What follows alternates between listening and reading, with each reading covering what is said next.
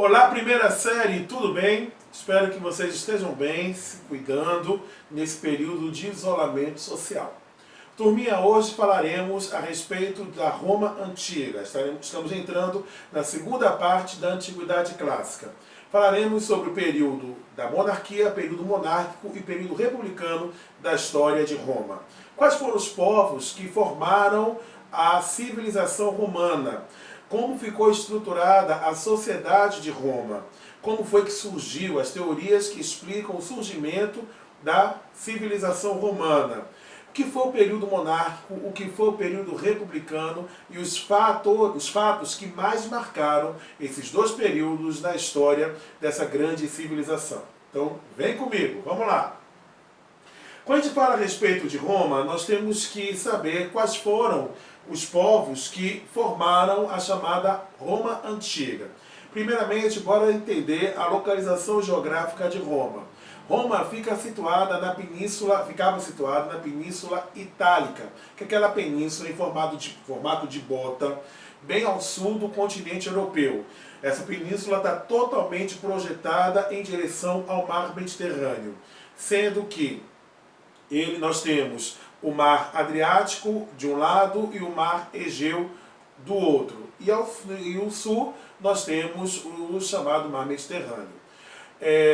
Os povos que formaram a civilização romana, tá vendo aqui?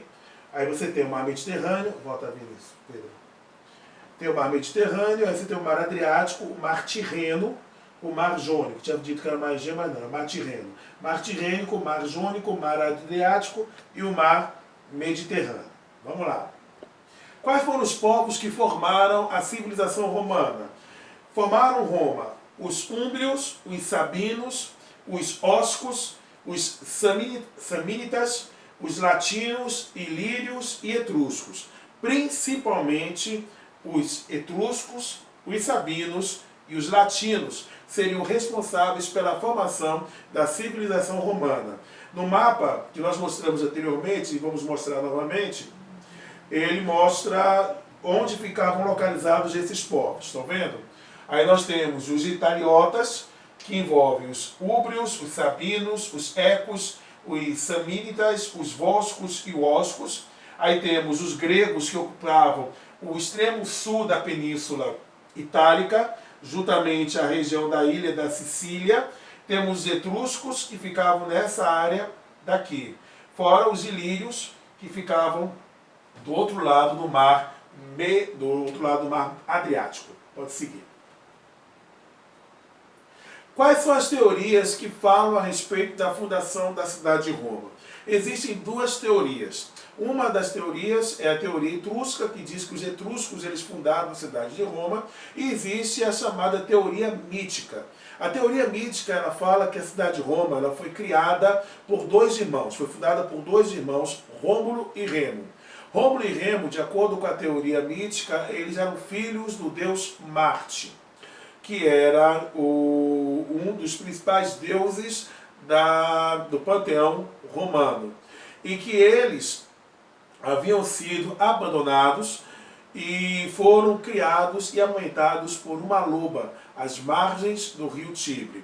Quando eles se tornaram adultos, eles voltaram e foi autorizado a eles a fundarem uma nova cidade. Foi quando eles fundaram a cidade de Roma no ano de 753 antes de Cristo. Sendo que Rômulo foi o primeiro rei de Roma. De acordo com a mitologia, Rômulo matou Remo para que pudesse assumir o trono da cidade. Pode passar. Pode passar, já falei da teoria etrusca. Quais são os períodos da chamada história romana? A história romana é dividida em três grandes fases. Período monárquico, que foi do ano 753 AC, data da fundação da cidade de Roma, ao ano de 509 a.C., quando Tarquínio o Soberbo ele é deposto e é proclamada a República, e aí vem o período da República, que foi de 509 a.C. até o ano 14 DC, depois de Cristo, 14 era cristã. E o período imperial, que é subdividido em Alto Império Romano e Baixo Império Romano, que vai do ano 14 da nossa era até o ano 453 depois de Cristo, quando Odroaco, rei dos Érogos, ele invade a cidade de Roma e destrói a cidade romana e pondo fim ao chamado Império Romano do Ocidente. A queda do Império Romano do Ocidente, primeira série, é que vai marcar o fim da Idade Antiga e o início da Idade Média. Vamos lá. Vamos agora começar a falar a respeito do período monárquico. Quais foram os reis que governaram Roma durante este período? Foram 7 reis que governaram a cidade de Roma. Primeiro foi Rômulo, 753 AC a 717 a.C. Depois veio Numa Pompílio, que foi de 717 a.C. a 673 AC. Aí tivemos Túlio Hostílio, Anco Márcio, é isso mesmo, não que teu professor, isso mesmo. Anco Márcio, Tarquínio Prisco, que foi de 616 a 579 a.C. Temos Sérvio Túlio, que foi de 579 a 535 AC, e por fim Tarquínio o Soberbo, que foi de 535 a 509 a.C. Então esses 7 foram reis nesse período monárquico da história romana. E como se organizou, como se organizava, como se estruturava a parte político-administrativa de Roma? Antes de falarmos a respeito disso, falaremos a respeito da estrutura social de Roma. Neste momento, vocês não vão conseguir ler o que está aqui no slide, mas vocês receberão esses slides anexados a essa videoaula. As classes sociais que compunham a sociedade romana, no topo da pirâmide nós tínhamos os patrícios, seguidos pelos clientes, plebeus e escravos. Quem eram os patrícios? Os patrícios, eles eram os únicos que detinham direitos políticos, eram os verdadeiros cidadãos romanos. Eles eram os grandes proprietários de terras, eles eram latifundiários. Então eles eram pessoas que tinham privilégios políticos e privilégios econômicos. Se constituíam na elite política e na elite econômica da sociedade romana. Abaixo dos patrícios nós temos os clientes. E quem eram os clientes? Os clientes geralmente eram plebeus que haviam sido acolhidos, recebidos pelos patrícios, ou patrícios mais pobres, que eram tutelados, que eram cuidados pelas famílias patrícias mais ricas. Esses eram os clientes, em troca sempre de favor. Lembrando que esses plebeus que viravam clientes, ou os patrícios mais pobres que viravam clientes, eles não eram recebidos por ato de bondade ou benevolência dos patrícios. Eles sempre que tinham alguma coisa em troca. Então eles prestavam favores à família patrícia que os acolhiam. Abaixo dos clientes nós temos os plebeus. Os plebeus eram homens livres. Geralmente eles eram dedicados ao artesanato e também trabalhavam no comércio e eram eles que cuidavam das plantações. Então as atividades agrícolas, as atividades mercantis, a parte de comércio e a produção de artesanato ficava sob a responsabilidade dos plebeus. Os plebeus, primeira série, eles não tinham direitos políticos. Isso quer dizer que eles não podiam votar nem serem votados. Eles não podiam participar da vida política da cidade de Roma. E por fim nós tínhamos os escravos. Os escravos, eles eram escravos ou porque eram pessoas que deviam muito e que assim perdiam a sua liberdade, elas tinham colocado sua liberdade como garantia para o pagamento da dívida, não conseguiram pagar a dívida, então perdiam esta liberdade, ou em caso de guerra. Professor, é a mesma coisa que acontecia na Grécia Antiga? Sem dúvida. Mesma situação da Grécia Antiga. O escravismo romano, ele era ou através de guerras, ou em caso de dívidas. Seguindo. Uma outra coisa que é interessante em relação à sociedade a sociedade romana, neste período, é que eles não permitiam o relacionamento interclasse. Ou seja, não havia possibilidade das pessoas fazerem transição de classes sociais.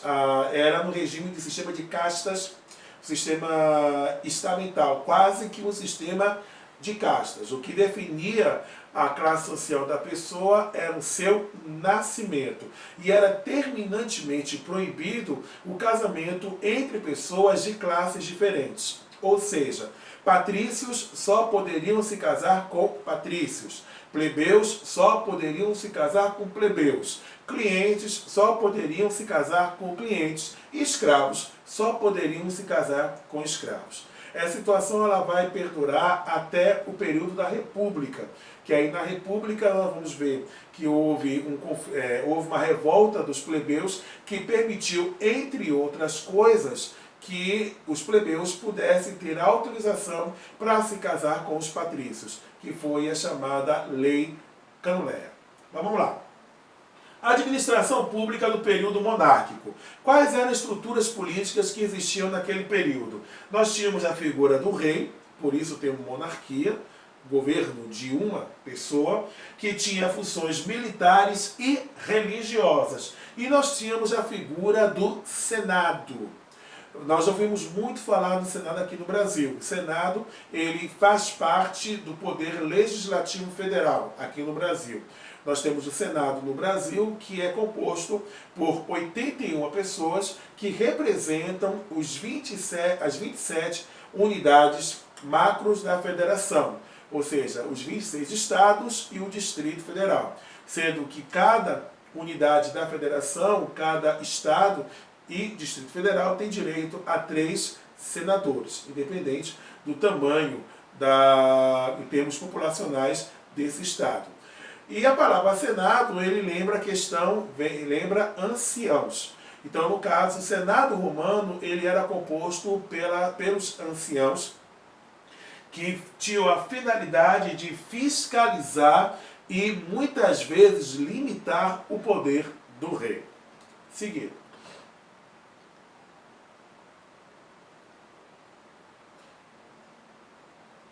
Vamos lá. O período monárquico, meninos, ele termina com a queda de Tarquínio o Soberbo. Quando Tarquínio o Soberbo ele é derrubado, ele perde o poder, quem vai assumir vai ser justamente o Senado. Então os patrícios eles vão ter agora controle mais do que total sobre a cidade de Roma. E eles inauguram o que nós chamamos de república. A palavra república ela vem do latim, que é justamente a língua que era falada pelos romanos. A palavra república vem da expressão res publica. A palavra res, o prefixo res, significa coisa. Pública, do povo. Então assim, seria coisa do povo ou coisa de todos. Na República Romana, nós temos a figura dos chamados magistrados. Vamos ver que tinha os magistrados, de vários tipos de magistrados, cônsules, questores, edis e assim por diante. E vamos ver a figura da Assembleia Curiata e do Senado. Mas o governo que se instalou em Roma era um governo oligárquico aristocrático. Aí vocês perguntam, o que é isso, professor? O que é um governo oligárquico aristocrático? Bora relembrar o que significa a palavra oligarquia e a expressão aristocracia. A palavra oligarquia, oligos significa poucos, arquia, governo. Então seria governo de poucos, ou governo da minoria. Aristocracia, o prefixo aristo, significa melhor. Crácia, governo, governo dos melhores. Ao contrário do que o próprio nome pode dar a imaginar, que seria o governo das melhores pessoas em termos de, como é que eu posso dizer, em termos de qualificação profissional, qualificação técnica, a aristocracia romana ela estava diretamente relacionada à questão financeira. Então, no caso, só os patrícios mais ricos é que conseguiam ter o controle, que chegavam ao poder em Roma. Então você vê aqui no caso, era um governo que era composto por uma minoria, oligarquia. E esta minoria era a minoria mais rica e mais influente da cidade-estado, da cidade de Roma. O Senado, ele era composto, para justificar esse termo aristocracia, o Senado era composto por 300 membros, e esses membros eram da onde? Das famílias mais ricas de Roma. O cargo de senador era um cargo vitalício, ou seja, uma vez nomeado senador, a pessoa ficava no cargo até a morte. E o Senado era a instituição mais importante da cidade de Roma. Todas as decisões passavam obrigatória e necessariamente pelo Senado. Tínhamos também a chamada Assembleia Curiata. A palavra curiata vem de cúrias, e cúrias está diretamente relacionado à formação a um grupo militar, no caso a questão de soldados. A Assembleia Curiata, ela era formada por soldados. Pode passar. Ademais, passa de novo.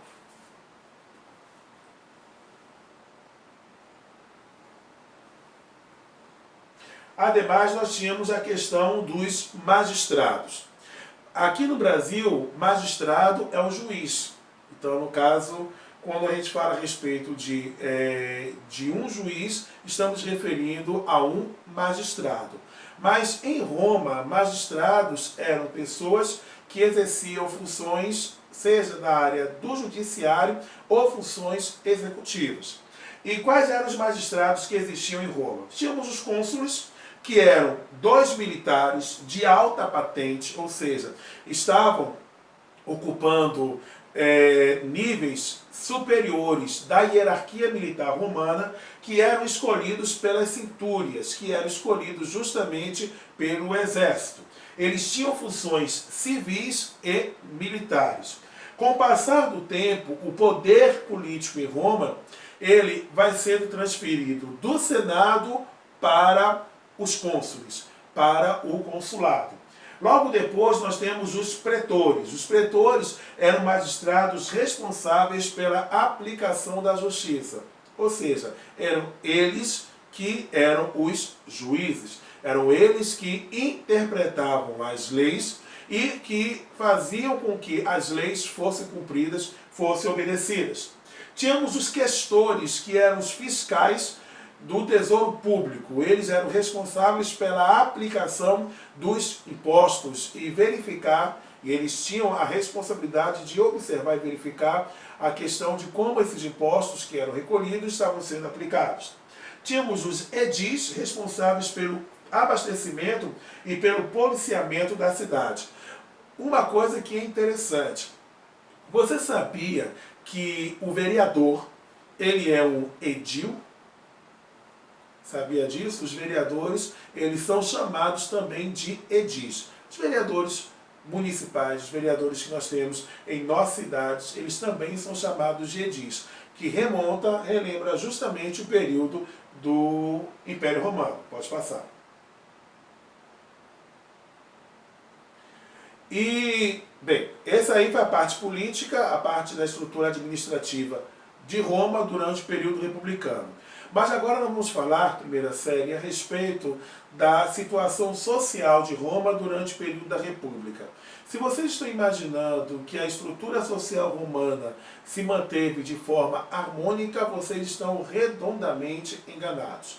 Os plebeus, eles se constituíam na principal força econômica da cidade de Roma.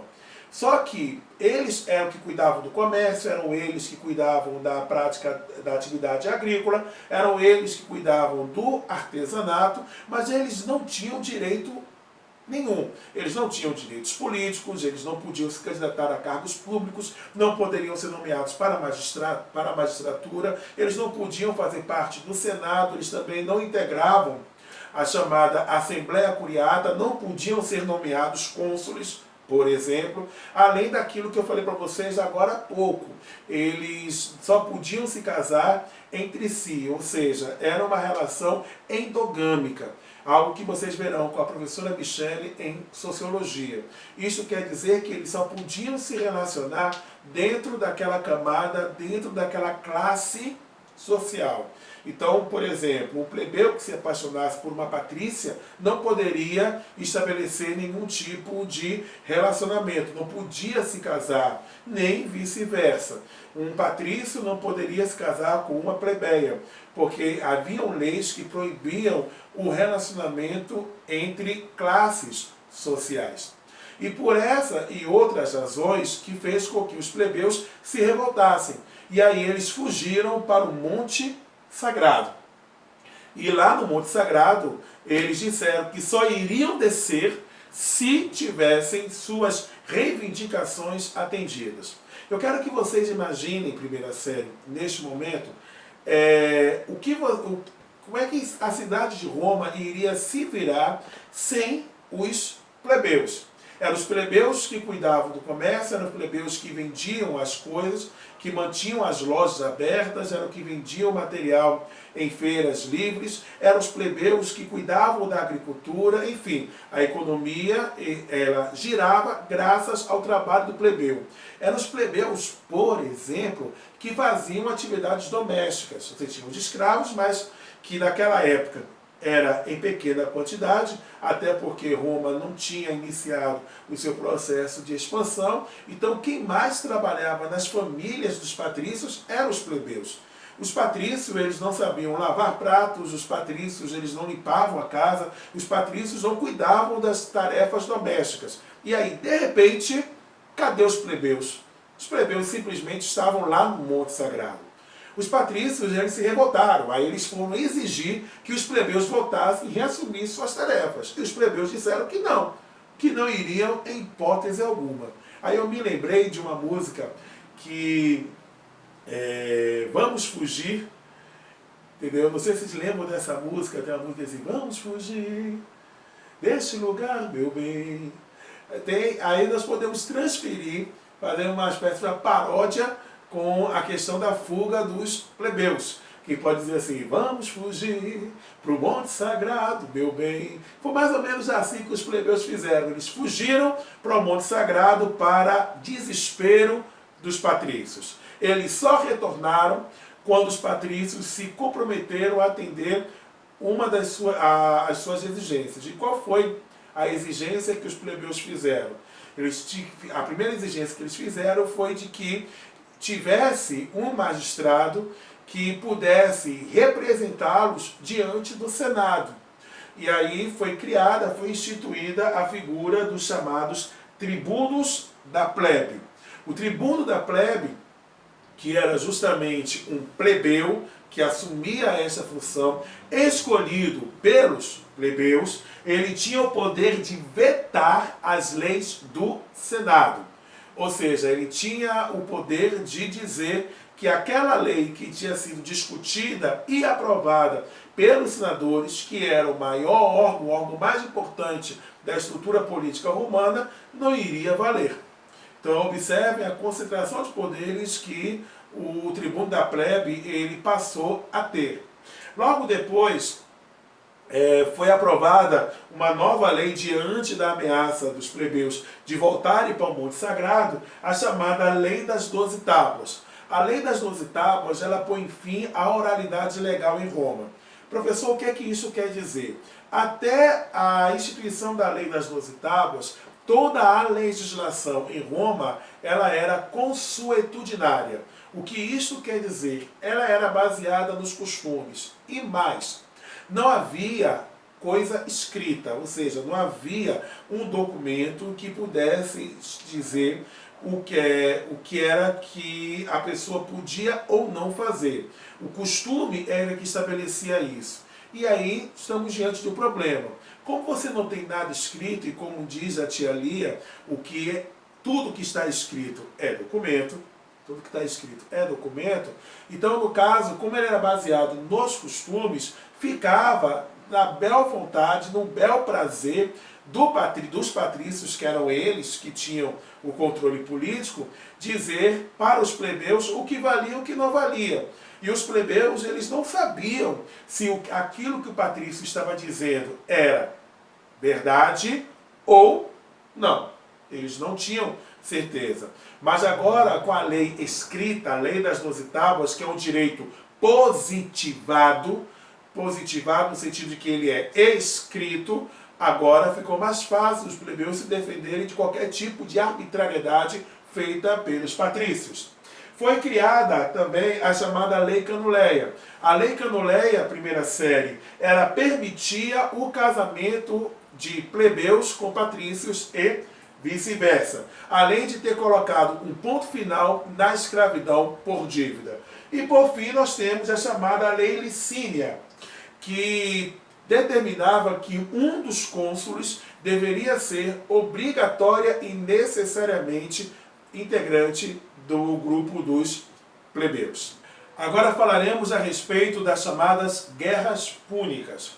A palavra púnica vem da expressão poene, e poene era o nome que se dava à cidade de Cartago.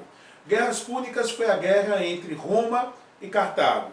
Vocês devem estar lembrados, primeira série, que nós estudamos a respeito de Cartago quando estudamos sobre os fenícios.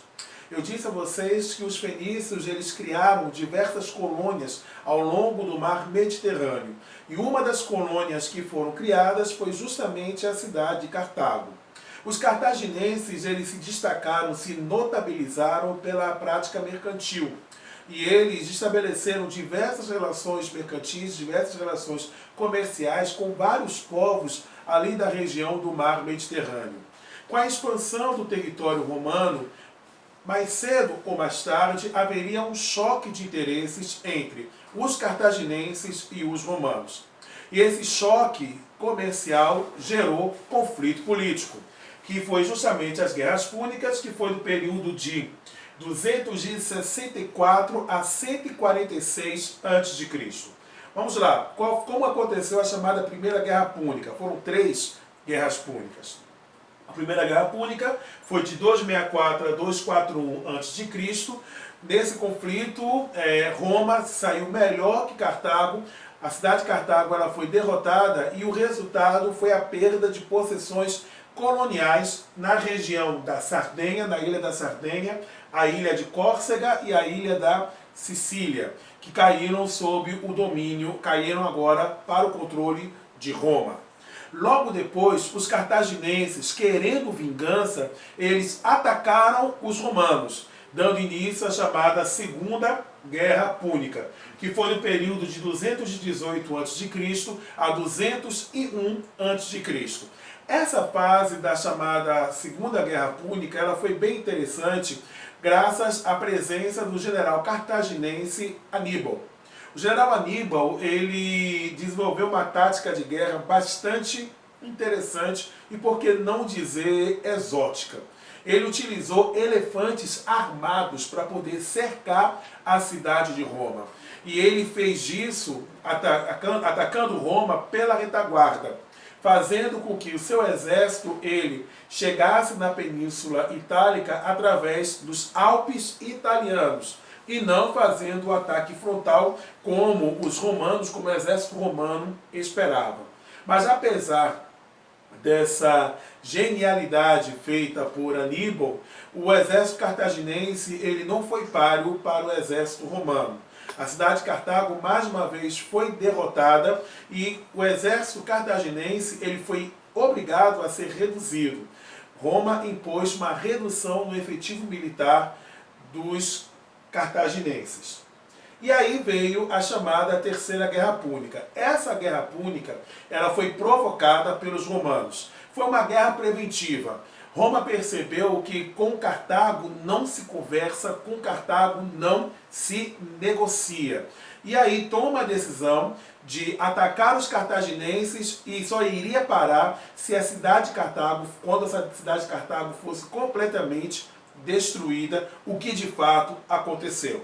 A cidade de Cartago foi completamente arrasada, jogaram sal para que nada pudesse nascer na cidade e seus habitantes foram escravizados.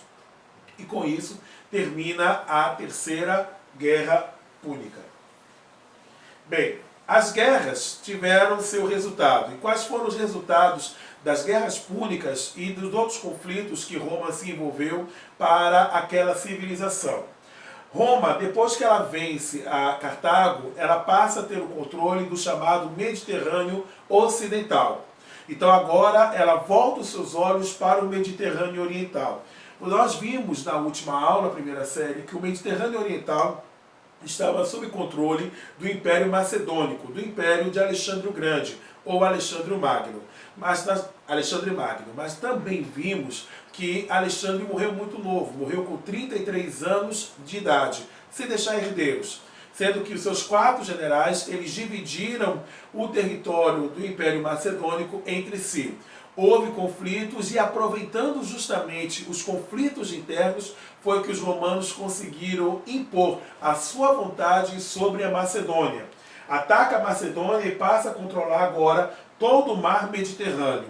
Pela primeira vez na história, uma civilização, um país, um povo passa a ter o controle de todo o mar Mediterrâneo.